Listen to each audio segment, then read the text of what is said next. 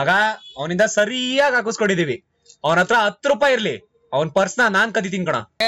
Next ಏನ್ plants ಅಂತ ಆ ಮುಕುಂದ್ಗೆ ಲೀಕ್ ಮಾಡಕ್ಕ ಅದಕ್ಕೆ ತಕೊಂಬನ.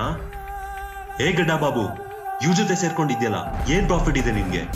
ಬರೀ ಮಾತೇ ಆಯ್ತು, ಮೊದ್ಲು ನಿಮ್ ಪ್ಲಾನ್ ಏನು ಅಂತ ಹೇಳಿ. ಹೇಗ್ ನಂಬದ್ ನಾವ್ ನಿನ್ನ? ನಮ್ಮ ಹತ್ರ 10 minutes ಟೈಮ್ ಮಾತ್ರ ಇದೆ. ಅವನಿಂದ ನಾವೆಲ್ಲಾರು ತಲಾಕೊಂಡ್ವಿ, ಅದಕ್ಕೆ ಅವ್ನ್ ಕಡ್ರೆ ನಮ್ಗೆ ಯಾರಿಗೂ ಆಗಲ್ಲ.